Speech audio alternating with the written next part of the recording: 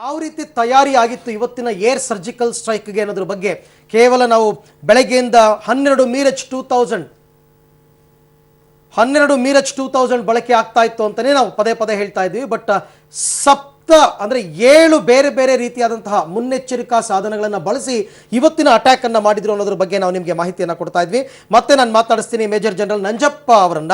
Yes sir, Nanjappa ಅವರು ಇವಾಗ ಒಂದು ಭಾರತದ ಆಯ್ಕೆಗಳು ಏನು ಅಂತಕ್ಕಂಥದ್ದು ಇವತ್ತು ನಡೆದಿರ್ತಕ್ಕಂಥ ಏರ್ ಸರ್ಜಿಕಲ್ ಸ್ಟ್ರೈಕ್ ಇಂದ ಅವ್ರನ್ನ ಇನ್ಸಲ್ಟ್ ಮಾಡಾಯ್ತು, ಅವ್ರಿಗೆ ಬುದ್ಧಿ ಕಲ್ಸಾಯ್ತು, 200 300 ಟೆರರ್ ಸತ್ತೋದ್ರು, ಎಲ್ಲ ಫೈನ್. ಈಗ ಭಾರತದ ಮುಂದಿರೋ ಆಯ್ಕೆ ಏನು?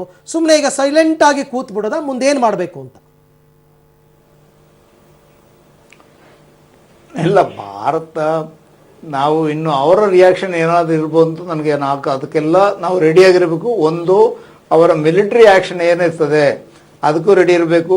ಅವರ ಉಗ್ರಗಾಮಿಗಳನ್ನು ಟ್ರೈನಿಂಗ್ ಮಾಡಿ ಒಳಗಿರೋರು ಏನಾದರೂ ಆ್ಯಕ್ಷನ್ ಮಾಡ್ಬೋದಾ ಅದಕ್ಕೆ ನಾವು ರೆಡಿ ಆಗಿರಬೇಕು. ಅದಲ್ಲದೆ ಅವರು ಇಂಟರ್ನ್ಯಾಷನಲ್ ಒಪಿನಿಯನ್ ಏನು ತಗೊಂಡು ಬರ್ತಾರೆ ನಮ್ಮ ಮೇಲೆ, ಯಾಕೆ ಅಂತೇಳಿದ್ರೆ ನಾವು LOC ಕ್ರಾಸ್ ಮಾಡಿ ಹೋಗಿದ್ದೇವೆ.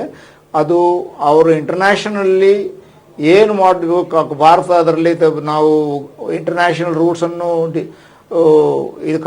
ಇಂಟರ್ನ್ಯಾಷನಲ್ ರೂಟ್ಸ್ ಮೇಲೆ ಹೋಗಿದ್ದೇವೆ ಅಂತ ನಾವು ಹೇಳ್ತೀವಿ. ಅದರಲ್ಲಿ ಏನಾಗ್ತದೆ ಅಂತ ಅದಕ್ಕೆಲ್ಲರಿಗೂ ಪಾಲಿಟಿಕಲಿ, ಡಿಪ್ಲೊಮ್ಯಾಟಿಕಲಿ ಮತ್ತು ಮಿಲಿಟರಿಲಿ ತಯಾರಿರಬೇಕು ಅಷ್ಟೇ.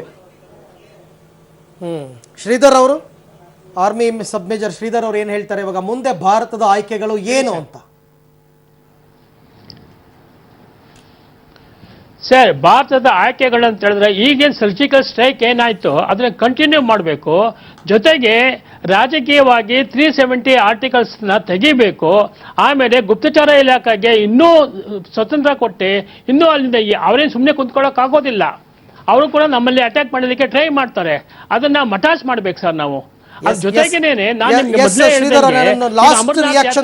ನಂಜಪ್ಪ ಅವರದ್ದು, ಮೇಜರ್ ಜನರಲ್ ನಂಜಪ್ಪ ಅವರದ್ದು.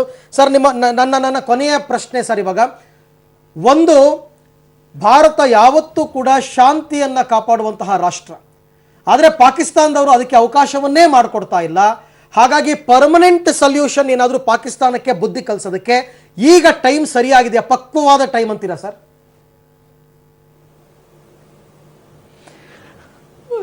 ನಾವು ಆಲ್ ಔಟ್ ವಾರ್ ಹೋಗೋದು ನಮ್ಮದು ಪ್ರಾಕ್ಟಿಕಲ್ ಅಲ್ಲ.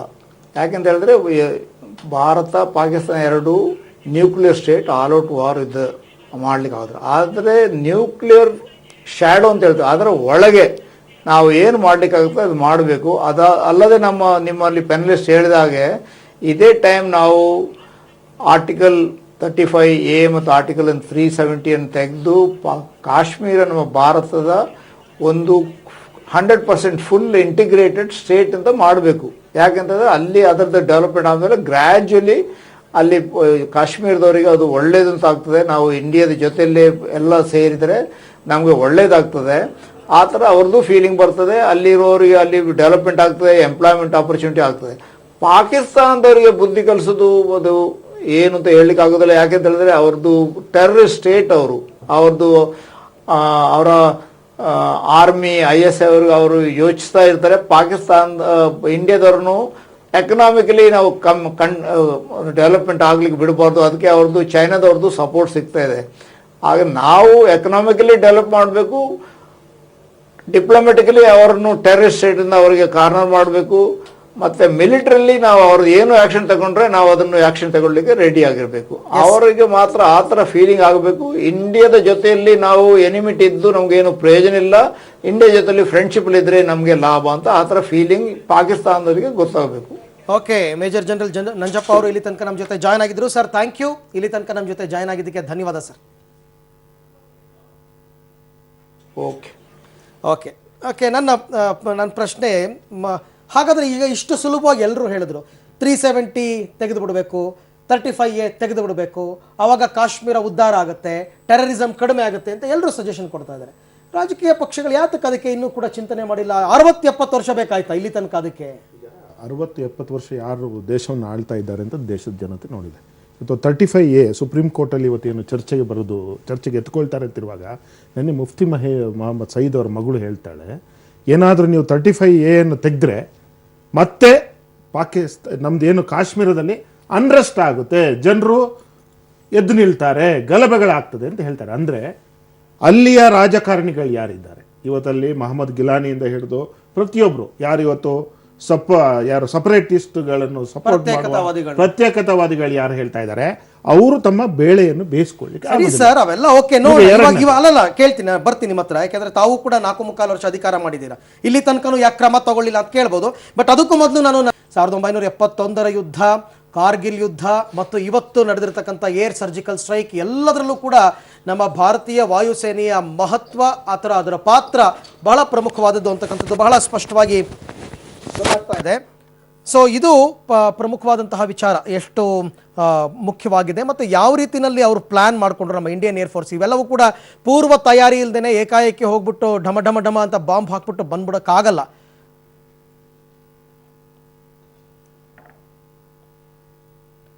ಸೊ ಈ ರೀತಿಯಾದಂತಹ ಸನ್ನಿವೇಶಗಳು ಇರ್ತಕ್ಕಂಥದ್ದು. ಸೊ ನೋಡೋಣ ಇದು ಏನು ಯಾವ ರೀತಿ ಆಗುತ್ತೆ ಅಂತ ಅಂದ್ಬಿಟ್ಟು. ಎಸ್, ನಾನು ರಮೇಶ್ ಅವ್ರದ್ದೊಂದು ಲಾಸ್ಟ್ ರಿಯಾಕ್ಷನ್ ತಗೋತೀನಿ. ಎಸ್ ರಮೇಶ್, ನಿಮ್ಮ ಲಾಸ್ಟ್ ರಿಯಾಕ್ಷನ್ ಇವಾಗ. ಯುದ್ಧ ಆಗಬೇಕು ಅಂತೀರಾ ಒಬ್ಬ ಮಾಜಿ ಸೈನಿಕರಾಗಿ, ಬೇಡ ಅಂತೀರಾ? ಇಲ್ಲ, ಯುದ್ಧದಿಂದನೇ ಸಂಪೂರ್ಣವಾಗಿ ಇದಕ್ಕೆ ಒಂದು ನಿರ್ಣಯ ಆಗುತ್ತೆ ಅನ್ನೋದು ಒಂದು ರೀತಿಯಲ್ಲಿ ತಪ್ಪಾಗುತ್ತೆ. ಬೆಳೆದಂತಹ ದೇಶ ಹಿಂದುಳಿದಂತಹ ದೇಶಕ್ಕೆ ಆಕಾಶ ಭೂಮಿಯ ವ್ಯತ್ಯಾಸ ಇದೆ. ಮೊದಲು ಭಾರತ ಇವತ್ತಿನ ದಿನ ತಗೋಬೇಕಾದಂತಹ ಒಂದು ದಿಟ್ಟ ನಿರ್ಧಾರ ಏನು ಅಂದ್ರೆ, ಭಾರತದ ಒಳಗಿನ ಭಯೋತ್ಪಾದಕರನ್ನ ಒಂದು ಕಂಟ್ರೋಲ್ ತರ ಅಂತದ್ದು, ಅವರ ಮೇಲೆ ಏನು ಒಂದು ಕಾರ್ಯವಾಹಿ ಮಾಡಬೇಕಾಗಿದೆ ಆ ಕೆಲಸ ಮಾಡಬೇಕಾಗಿದೆ. ಒಂದು ಜಮ್ಮು ಕಾಶ್ಮೀರದ ಒಳಗಡೆ ಇರುವಂತಹ ಭಯೋತ್ಪಾದಕರನ್ನ ಈ 35A ಆರ್ಟಿಕಲ್ ಏನ್ ಹೇಳ್ತಾ ಇದ್ದೀರಾ, ಇದನ್ನ ತೆಗೆದಾಗ ಫೋರ್ಸ್ ಪವರ್ ಆರ್ಡರ್ ಏನ್ ಬರುತ್ತೆ, 91ರಲ್ಲಿ ಜಗಮೋಹನ್ ಅಂತಹ ಒಬ್ಬ ನಾಯಕರಿದ್ದಂತಹ ಸಮಯದಲ್ಲಿ ಅವ್ರು ತಗೊಂಡಂತಹ ಕೆಲವೊಂದು ದಿಟ್ಟ ನಿರ್ಧಾರಗಳು ಅವತ್ತಿನ ದಿನದ ಭಯೋತ್ಪಾದಕರನ್ನ ಯಾವ ರೀತಿ ಹತ್ತಿಕ್ಕಿತ್ತು ಅನ್ನೋದು ನಮ್ಮ ಮುಂದೆ ಸಾಕ್ಷಿ ಇದೆ. ಆ ಸಮಯದಲ್ಲಿ ನಾವು ಭಾರತದಲ್ಲಿ ಆ ಜಾಗದಲ್ಲಿ ಡ್ಯೂಟಿ ಮಾಡೋದು. ಎಸ್, ಥ್ಯಾಂಕ್ ಯು ರಮೇಶ್ ಅವರೇ, ನಮ್ಮ ಜೊತೆ ಇಲ್ಲಿ ತನಕ ಜಾಯ್ನ್ ಆಗಿದ್ದಕ್ಕೆ ಧನ್ಯವಾದ ತಮಗೆ. ನಮಸ್ತೆ. ಸೊ ಒಂದು ವಿಚಾರ ಅಂತೂ ಸ್ಪಷ್ಟವಾಗ್ತಾ ಇದೆ, ಯಾವ್ಯಾವ 245ಕ್ಕೂ ಹೆಚ್ಚು ಉಗ್ರರ ಹತ್ಯೆಯಾಗಿದೆ ಈ ಒಂದು ಏರ್ ಅಟ್ಯಾಕ್ನಲ್ಲಿ ಅಂತಕ್ಕಂಥದ್ದು ಕೂಡ ಸ್ಪಷ್ಟವಾಗಿ ಗೊತ್ತಾಗ್ತಾ ಇದೆ. ಇನ್ನು ಜೈಷ್ ಎ ಮೊಹಮ್ಮದ್ನ ಕ್ಯಾಂಪ್ಗಳನ್ನು ನಾಶ ಮಾಡಿರ್ತಕ್ಕಂಥದ್ದು ಕೂಡ ಹೌದು. ಇದನ್ನು ವಿದೇಶಾಂಗ ಇಲಾಖೆ ಕಾರ್ಯದರ್ಶಿಗಳೇ ಸ್ಪಷ್ಟಪಡಿಸಿದರು, ಎಲ್ಲೆಲ್ಲಿ ನಾವು ಅಟ್ಯಾಕ್ ಮಾಡಿದ್ದೀವಿ, ಏನೇನಾಗಿದೆ ಅಂತ. ಸೊ ಪ್ರಮುಖವಾದ ಇವರ ಟಾರ್ಗೆಟ್ ಇದ್ದಿದ್ದೇ ಜೈಷ್ ಎ ಮೊಹಮ್ಮದ್ ಕ್ಯಾಂಪ್ಗಳನ್ನು ನಾಶಪಡಿಸೋದು.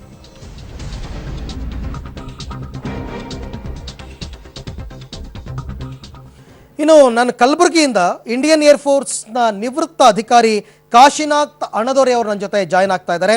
ಸರ್ ನಮಸ್ಕಾರ, ನನ್ನ ವಾಯ್ಸ್ ಕೇಳಿಸ್ತಾ ಇದೆಯಾ ಕಾಶಿನಾಥ್ ಅವರಿಗೆ? ನಮಸ್ಕಾರ ಸರ್. ನಮಸ್ಕಾರ sir, you are the right person ಅಂತ ಅನ್ಕೋತೀನಿ ನಾನು. ಈ ಥರ ಬೆಳಗಿನ ಜಾವ 3:45 ನಮ್ಮ ಹೆಮ್ಮೆಯ ವಾಯುಸೇನೆ ಹೋಗಿ ಅಟ್ಯಾಕ್ ಮಾಡಿ ಬಂದಿರತಕ್ಕಂಥದ್ದು. ಸೊ ಇಂಥ ದೊಡ್ಡ ಮಟ್ಟದ ಅಟ್ಯಾಕ್ಗಳಿಗೆ ಹೇಗೆ ಪ್ಲಾನಿಂಗ್ ಆಗುತ್ತೆ, ದಯವಿಟ್ಟು ನಮ್ಮ ವೀಕ್ಷಕರಿಗೆ ವಿವರಣೆ ಕೊಡ್ಬೋದಾ ಸರ್ ತಾವು?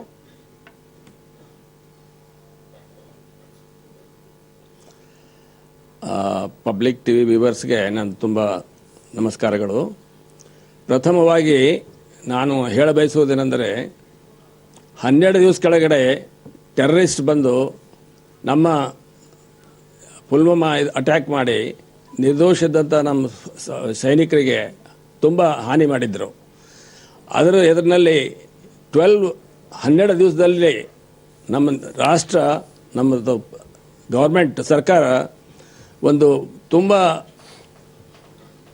ಪ್ರೌಡ್ ಆಗಿರುವಂಥ ಒಂದು ಉತ್ತರ ಅವರಿಗೆ ಕೊಟ್ಟಿದ್ದಾರೆ. ಅದನ್ನು ಆ ಆದೇಶ ಪ್ರಕಾರ ನಮ್ಮದು ಇಂಡಿಯನ್ ಏರ್ಫೋರ್ಸ್ ಕೂಡ ತುಂಬ ಹೆಮ್ಮೆ ಆಗುವಂಗ ಅದರದ್ದು ಒಂದು ಒಳ್ಳೆಯ ಕಾರ್ಯರೂಪದಲ್ಲಿ ತಂದು ಅವ್ರಿಗೊಂದು ಪಾಠ ಕಲಿಸಿದ್ದಾರೆ. It is only a good beginning. ಆದರೆ ಹೇಳ್ತಾರಲ್ಲ, well begun is half done. ಒಳ್ಳೆಯ ರೀತಿಯ ಒಂದು ಪಾಠ ಕಲಿಸಿ ಒಂದು ಒಳ್ಳೆಯ ರೀತಿಯದು ನಮಗೆ ಇದು ಮಾಡಿದ್ದಾರೆ. I am very proud and I want to convey all my regards to the Indian Air Force and to the nation as a whole and including the government.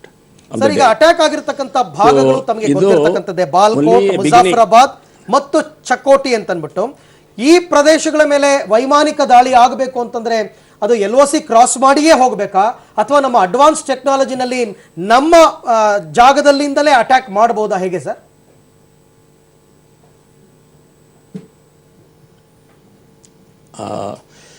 ಯಾವಾಗಲೂ ಈ ಸರ್ಜಿಕಲ್ ಸ್ಟ್ರೈಕ್ ಏನು ಪ್ಲಾನ್ ಮಾಡಿದ್ದಾರೆ ತುಂಬ advance planning ಆಗಬೇಕಾಗತ್ತೆ, ಭಾರಿ meticulous ಆಗಿ ಮಾಡಬೇಕಾಗತ್ತೆ. ಇದರದ್ದು planning ಅಷ್ಟೇ ಅಲ್ಲದೆ ಎಕ್ಸಿಕ್ಯೂಷನ್ ಕೂಡ ತುಂಬ ಡಿಟರ್ಮಿನೇಷನ್ದಿಂದ ಧೈರ್ಯದಿಂದ ಮಾಡಿದ್ದಾರೆ. ಅದನ್ನು ನಮ್ಮದು ಏರ್ ಕ್ರೂ ಅಂತೀವಿ ನಾವು, ಪೈಲಟ್ಸು ತುಂಬ ಜಾಣತನದಿಂದ ಮಾಡಿದ್ದಾರೆ. ಅವರಿಗೆ ತುಂಬ ನಾವು ದೇಶ ಋಣಿಯಾಗಿರಬೇಕು. ಅಲ್ಲ ಸರ್, ಓಕೆ ಫೈನ್, ಇಲ್ಲ ಅಂತಲ್ಲ. ನಾನು ಹೇಳ್ತಾ ಇರ್ತಕ್ಕಂಥದ್ದು, ಈಗ ಒಂದು ಈ ತಯಾರಿಗಳು, ಇಂಥ ದೊಡ್ಡ ಮಟ್ಟದ ತಯಾರಿಗಳು ಹೇಗಿರುತ್ತೆ ಅಂತ ಕುತೂಹಲ ಇರುತ್ತೆ ಜನಕ್ಕೆ. ಏಕಾಏಕಿ 3 ಜಾಗ, ಬಾಲ್ಕೋಟ್, ಮುಜಾಫರಾಬಾದ್, ಚಕೋಟಿ ಹೋಗೋದು, ಅಟ್ಯಾಕ್ ಮಾಡೋದು, ಇದು ಅಷ್ಟು ಸುಲಭ ಅಲ್ಲ. ಯಾಕೆಂದರೆ ಅಟ್ಯಾಕ್ ನಡೆದಿರ್ತಕ್ಕಂಥದ್ದು ಬೆಳಗಿನ ಜಾವ, ಕತ್ತಲು ಬೇರೆ. ಅಂಥ ಟೈಮ್ನಲ್ಲಿ ನಾವು ಟಾರ್ಗೆಟ್ಗಳನ್ನು ಏಮ್ ಮಾಡೋದು ಹೇಗೆ, ಅದಕ್ಕೆ ಹೆಂಗೆ ಪ್ರಿಪ್ರೇಷನ್ಸ್ ಇರುತ್ತೆ ಅಂತ ಕೇಳ್ತಾ ಇದ್ದೀನಿ.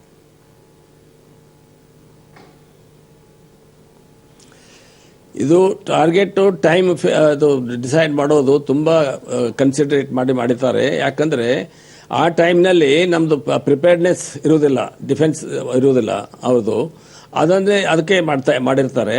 ಅದು ಕೂಡ ಆ್ಯಂಡ್ ನಮ್ಮದು ಈಗ ಸದ್ಯ ಟೆಕ್ನಾಲಜಿ ಕೂಡ ತುಂಬ ಅಡ್ವಾನ್ಸ್ ಆಗಿದೆ. ಇವಾಗ ನಮ್ಮ ಹತ್ರ ಇಂಥ ಇದು ವೆಪನ್ ಸಿಸ್ಟಮ್ ಇದೆ ಅದು ಕಂಪ್ಲೀಟ್ಲಿ ನೈಟ್ ಫುಲ್ಲಿ ರಡಾರ್ ಕವರ್ದಿಂದ ಇದು ತಪ್ಪಿಸ್ಕೊಂಡು ರಾತ್ರಿಯಲ್ಲಿ ಹೋಗಿ ಅದನ್ನು ಅಟ್ಯಾಕ್ ಮಾಡುವಂಥ ನಮ್ಮಲ್ಲಿ ಯೋಗ್ಯತೆ ಇದೆ. ಈಗ ಅದನ್ನು ನಮ್ಮ ಏರ್ ಕ್ರೂ ತುಂಬ ಜಾಣತೆಯಿಂದ ಮಾಡಿ ನಮಗೆ ದೇಶಕ್ಕೆ ತೋರಿಸಿದ್ದಾರೆ. ಕಾಶಿನಾಥ್ ಸರ್, ನನ್ನೊಂದು ಪ್ರಶ್ನೆ ಇದರಲ್ಲಿ, ಈ ಪಾಕ್ ಆಕ್ರಮಣ ಮಾಡಿಕೊಂಡಿರುವಂತಹ ಪ್ರದೇಶ ಏನಿದೆ, ಭಾರತದ ಜಾಗವನ್ನೇ ಆಕ್ರಮಣ ಮಾಡಿಕೊಂಡಿರುವಂತಹ ಪ್ರದೇಶದಲ್ಲೇನೆ ಈ ಮುಜಾಫಿರ್ಬಾದ್ ಮತ್ತು ಚಕೋತಿ ಮತ್ತು ಇನ್ನೊಂದು ಬಾಲ್ಕೋಟ್ ಏನಿದೆ, ಈ 3 ಪ್ರದೇಶಗಳು ಒಂದೇ ಲೈನಲ್ಲೇ ಬರುತ್ತೆ. ಸೊ ಈ ಪಾಕ್ ಆಕ್ರಮಿತ ಪ್ರದೇಶವನ್ನ ನಾವು ವಾಪಸ್ ತಗೊಂಡ್ರೆ ಈ ಸಮಸ್ಯೆನೇ ಇರಲ್ಲ ಅನ್ನೋ ದೊಡ್ಡ ಮಟ್ಟದಲ್ಲಿ ಇರುವಂತಹ ಮಾತು. ಆ ಮಾತುಗಳು ಸಾಧ್ಯ ಆಗಲ್ವಾ sir?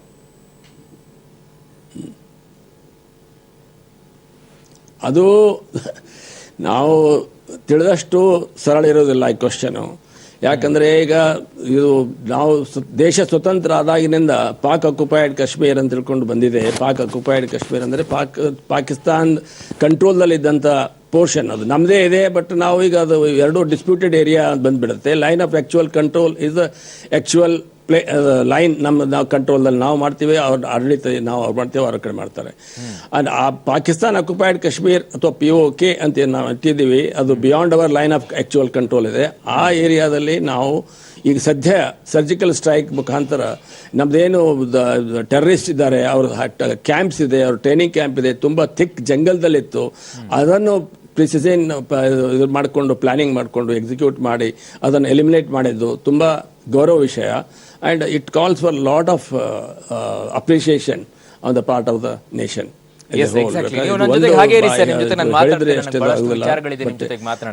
Please hold on sir. ನನ್ನ ಜೊತೆಗೆ ರಾಘವೇಂದ್ರ ರಾವ್ ನಮ್ಮ ಜೊತೆಗೆ ಜಾಯ್ನ್ ಆಗಿದ್ದಾರೆ, ಮಾಜಿ ಯೋಧರು ಕೂಡ. 1965 ಅಂತ ಅನ್ಸುತ್ತೆ ಅಲ್ವಾ ಸರ್?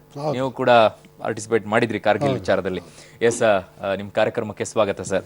ಮೊದಲನೇ ನಿಮ್ಮ ರಿಯಾಕ್ಷನ್ ಸರ್. ಇವತ್ತು ಅತ್ಯಂತ ಸಲ್ಯೂಟ್ ಮಾಡಬೇಕಾಗಿರುವಂಥ, ಅತ್ಯಂತ ಹೆಮ್ಮೆ ಪಡಬೇಕಾಗಿರುವಂತಹ, ಪ್ರತಿಯೊಬ್ಬ ಭಾರತೀಯನು ಹೆಮ್ಮೆ ಪಡಬೇಕಾಗಿರುವಂತಹ ದಿನ ಇವತ್ತು. ನೀವ್ ಹೇಗೆ ಹೇಳ್ತೀರಾ ಈ ದಿನವನ್ನ? ಈ ಪ್ರಕಾರ ತಗೊಂಡ್ರೆ ಇದು ನಾವೇನು ಮುಚ್ಚಿಟ್ಕೊಂಡೇನು ಮಾಡ್ತಾ ಇಲ್ಲ. ಏನೋಪ್ಪ ಸರ್ಜಿಕಲ್ ಸ್ಟ್ರೈಕ್ ಮಾಡಿದ್ವಿ ನಾವು ಇವಾಗ ಅಂತಂದರೆ ಯಾರಿಗೂ ಗೊತ್ತಿಲ್ಲ, ಹೋಗಿ ಹೊಡೆದಾಕ್ಬಿಟ್ಟು ಬಂದ್ಬಿಟ್ರು ಅಂತ ಅದೇನಿಲ್ಲ. ಅದು ಮೊನ್ನೆ ಆಗಿದ್ದು ಒಂದು 49 ಜನ, ಅವತ್ತಿಂದ ನಮ್ಮ ಪ್ರಧಾನಮಂತ್ರಿಗಳು ಹೇಳ್ತಾನೆ ಬಂದಿದ್ದಾರೆ, we are going to take some revenge on this ಹೇಳ್ತಾನೆ ಇದ್ದಾರೆ. ಅದ್ರ ಮೇಲೂ ಕೂಡ ಇದನ್ನು ಸೀಕ್ರೆಟ್ ಆ್ಯಕ್ಷನ್ ಅಂತ ಹೇಳೋಕ್ಕಾಗೋದೇ ಇಲ್ಲ. We are ready to fight and we will be fighting ಅಂತ ಹೇಳಿ ಹೋಗಿ ಹೊಡೆದು ಬಂದಿದ್ದಾರೆ. That is a very, very, very important thing to note. That we are always on action ಅಂತ. We are always ready for any action ಅಂತ ಗೊತ್ತಿದೆ. That is the thing what is to be noted now. Even Pakistan also should note, and even China also should note this. Everybody, they should note India is not a small country now. It is not at all a weak country now. They should not again dream about 1962.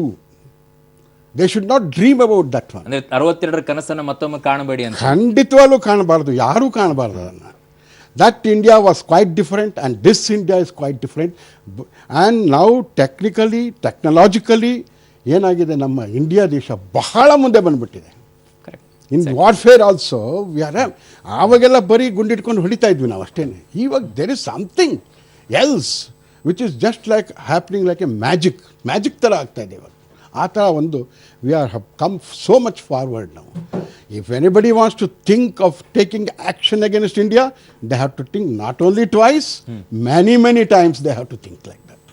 Raghavendra Rao sir, ನಾನು ಕೇಳಬೇಕಾಗಿರೋದು, ಆಯ್ತು ಮೊನ್ನೆ ಆಯ್ತು ಪುಲ್ವಾಮಾ ದಾಳಿ ಆಯ್ತು, 40 ಯೋಧರು ಹುತಾತ್ಮರಾಗಿ ಹೋದ್ರು, ಆ ರಕ್ತ ಕುದಿತಾ ಇತ್ತು ನಮಗೆ, ಇನ್ನೂ ಕೂಡ ರಕ್ತ ಕುದಿತಾ ಇದೆ, ಅದಕ್ಕೆ ಪ್ರತಿಕಾರ ಆಗ್ಲೇಬೇಕು ಅಂತ ಕೇಳ್ತಾ ಇದ್ರು. ನಿನ್ನೆ ಕೂಡ ಬಹಳಷ್ಟು ಜನರ ಜೊತೆಗೆ ಮಾತಾಡ್ತಾ ಇದ್ದೆ, ಯುದ್ಧ ನಡಿಬೇಕು ಅಂತ ಕೇಳ್ತಾ ಇದ್ರು. ಯುದ್ಧ ಸೈನಿಕರು ಮಾಡ್ತಾರೆ, ಪ್ರಧಾನಿ ನರೇಂದ್ರ ಮೋದಿ ಅವ್ರಿಗೆ ಬಿಡಿ ಅದನ್ನ, ಜನ ನಾವು ಮಾಡಬೇಕಾಗಿರುವಂತಹ ಯುದ್ಧ ಬೇರೆ ಇದೆ, ಅದೊಂದು ರೀತಿಯಾಗಿ.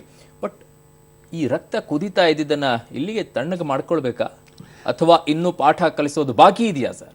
ತಣ್ಣಗೆ ಮಾಡ್ಕೋಬೇಕು ಅಂತಂದ್ರೆ, ಈಗ ತಾನೇ ಕೇಳ್ತಾ ಇದ್ರಿ ಅವರು ಸಾಹೇಬ್ರನ್ನ, ಯಾವಾಗ ನಾವು ಆಕ್ಯುಪೈಡ್ ಕಾಶ್ಮೀರ್ ಅಂತ ಏನಿದೆ ಎಕ್ಸಾಕ್ಟ್ಲಿ ಅದನ್ನ ನಮ್ಮ ತಗೊಂಡ ಮೇಲೆ ನಮ್ಗೆ ಅಲ್ಲಿಗೆ ಶಾಂತವಾಗ್ತೀವಿ. ಅಲ್ಲಿಗೆ ಬಂದು even Pakistan is also a part, ಆ ಥರ ಅದು ಇರ್ಕೂಡ್ದು. ನಾ ಇವಾಗ ನಮ್ಗೆ ಹೇಳಿದ್ರೆ ಅದನ್ನು ಇರ್ಕೂಡ್ದು. In 1965 war we also tried to occupy that one. ಅದು ಅಲ್ಲದೆ ಆ 65 ಬೇಕಾದಷ್ಟು ಜಾಗಗಳು ತಗೊಂಡ್ಬಿಟ್ಟಿದ್ವಿ ನಾವು. But due to political this thing intrusion we have to give it back to them. Yes, ಅಷ್ಟರೊಳಗೆ ನಮ್ಮ ಎಷ್ಟೋ ಜನ ಆಫೀಸರ್ಸ್ ಬಂದು, ಆಫೀಸರ್ ಕಮಾಂಡರ್ಸ್ ಏನಿದ್ದಾರೆ ಅವ್ರು ಬಂದು they felt very bad, because ಅವ್ರು ಎಷ್ಟೋ ಜನ ತಮ್ಮ ಸೈನಿಕರನ್ನು ಕಳ್ಕೊಂಬಿಟ್ಟಿದ್ರು ಆ ಇದರೊಳಗೆ, ಎಸ್ಪೆಷಲಿ ಕಾರ್ಗಲ್. ಆ ಕಾರ್ಗಲ್ ಮೇಲೆ ನಾವು at a time I was also there. ಅಂದ್ರೆ ನಮ್ಮ ರಕ್ತ ಇನ್ನೂ ಕುದಿತಾನೇ ಇರಬೇಕು. ಅತಿಕ್ರಮಣಗೊಂಡಿರುವಂತಹ ಪಾಕಿಸ್ತಾನ ಏನಿದೆ ಅದು ನಮಗೆ ವಾಪಸ್ ಬರೋವರೆಗೂ ಪಣ ತೊಟ್ಟಿರ್ಬೇಕು ನಾವು ಅನ್ನೋದು ನೀವು ಮಾತು ಹೇಳ್ತಾ ಇದ್ರಿ. ಏನು ಶ್ರೀಧರ್ ಸರ್ ನಮ್ಮ ಜೊತೆಗಿದ್ದಾರೆ ಮೈಸೂರಿನಿಂದ. ನಮಸ್ಕಾರ ಸರ್. ನಮಸ್ಕಾರ ಸರ್. ನಮಸ್ತೆ ಶ್ರೀಧರ್ ಸರ್, ತಾವು ಏನ್ ಹೇಳಕ್ ಬಯಸ್ತೀರಿ? ಹೇಳಿ ಸರ್. ರಕ್ತ ನನಗೆ ಕೇಳ್ತಾ ಇದ್ದೆ, ರಾಘವೇಂದ್ರ ರಾವ್ ಸರಿಗೆ ಕೇಳ್ತಾ ಇದ್ದೆ, ಈ POK ಏನಿದೆ ನಮ್ಮ ಜಾಗವನ್ನ ಪಾಕ್ ಅತಿಕ್ರಮಣ ಮಾಡ್ಕೊಂಡು ಕೂತಿದೆ, ಆ ಭಾಗದಲ್ಲೇನೆ ಉಗ್ರಗಾಮಿಗಳ ಕ್ಯಾಂಪ್ಗಳನ್ನ ಬೀಡು ಬಿಟ್ಕೊಂಡು ಅಲ್ಲಿಂದ ಟ್ರೇನ್ ಅನ್ನ ಮಾಡಿ ಅವರನ್ನ ನಮ್ಮ ಗಡಿಯೊಳಗೆ ನುಗ್ಗಿಸಿ ನಮ್ಮ ದೇಶದೊಳಗೆ ನಮ್ಮ ಸೈನಿಕರನ್ನ ಹುತಾತ್ಮರಾಗೋ ರೀತಿಯಲ್ಲಿ ಮಾಡ್ತಾ ಇದ್ದಾರೆ. ಸೊ ನಾವು ನಮ್ಮ ರಕ್ತವನ್ನ ತಣ್ಣಗೆ ಮಾಡ್ಕೊಳ್ಬೇಕಾ ಸರ್? ಆಗೋಯ್ತಪ್ಪ ಪ್ರತಿಕಾರ, ಮುಗಿದೋಯ್ತು ಪ್ರತಿಕಾರ ಅಂತ ಅನ್ಕೊಳ್ಬೇಕಾ ಸರ್, ಅಥವಾ ಇನ್ನೂ ಏನಾದ್ರೂ ಬ್ಯಾಲೆನ್ಸ್ ಇಟ್ಕೊಳ್ಬೇಕಾ? ಯಾವ ರೀತಿ ಬ್ಯಾಲೆನ್ಸ್? ಖಂಡಿತವಾಗ್ಲೂ ಇಲ್ಲ ಸರ್, ಖಂಡಿತವಾಗ್ಲೂ ಇಲ್ಲ. ಎಲ್ಲಿವರೆಗೂ POK ಪ್ರೆಸೇಜ್ ನಮ್ಮ ಇಂಡಿಯಾ ಒಳಗಡೆ ಬರಲ್ವೋ ಅಲ್ಲಿವರೆಗೂ ಇದನ್ನ ನಡೆಸ್ಕೊಳ್ಳಿಕ್ಕೆ ಬೇಕು. Is it possible? ಇವತ್ತಲ್ಲ ನಾಳೆ ಯಾವುದೋ ಆ ಪ್ರದೇಶ ನಮ್ಮ ಇಂಡಿಯಾಗೆ ಬರ್ಲಿಕ್ಕೆ ಬೇಕು ಸರ್. ಅದು ಯಾವುದೇ ಕಾರಣಕ್ಕೂ ನಮ್ಮ ಪ್ರತಿಕಾರನ ಮುಂದುವರ್ಸ್ಕೊಂಡೇ ಹೋಗ್ಬೇಕು. ಅವ್ರಿಗೆ ಸಾಧ್ಯತೆ ಇದೆಯಾ? ಕಂಪ್ಲೀಟ್ ಆಗಿ ಅವ್ರನ್ನ ಸಾಧ್ಯತೆ ಇದೆಯಾ? ಅವ್ರಿಗೆ ಬುದ್ಧಿ ಬರೋದು ಸಾಧ್ಯತೆ ಖಂಡಿತ ಇದೆ ಸರ್. ನಮ್ಮ ಸೈನಿಕರ ಬಗ್ಗೆ ಆಗಲಿ, ನಮ್ಮ ವಾಯು ಸೈನಿಕರಿಗೆ ನಮಗೆ ಪೂರ ಭರವಸೆ ಇದೆ ಸರ್. ಅದು ಇವತ್ತಲ್ಲ ಸರ್. ಅದು ನಮ್ಮ ಸೈನಿಕರ ಬಗ್ಗೆ ಅನುಮಾನ ಪಟ್ರೆ ನನ್ನಂತ ದೇಶದ್ರೋಹಿ ಇನ್ನೊಬ್ಬನು ಯಾವನೂ ಇಲ್ಲ. ನನ್ನ ತಾಯಿಗೆ ನಾನು ಅವಮಾನ ಮಾಡಿದಂಗಾಗತ್ತೆ. ನನ್ನ ಯೋಧರ ಬಗ್ಗೆ ನಾನು ಒಂದಿಷ್ಟಾದ್ರೂ ಅನುಮಾನವನ್ನ ಪಟ್ಟರೆ ನನ್ನ ತಾಯಿಯ ಬಗ್ಗೆ ಅನುಮಾನ ಪಟ್ಟಂಗಾಗತ್ತೆ. ಅದಕ್ಕಿಂತಲೂ ದೊಡ್ಡ ಮಟ್ಟದ ದೇಶದ್ರೋಹ ಇನ್ನೊಂದಿಲ್ಲ.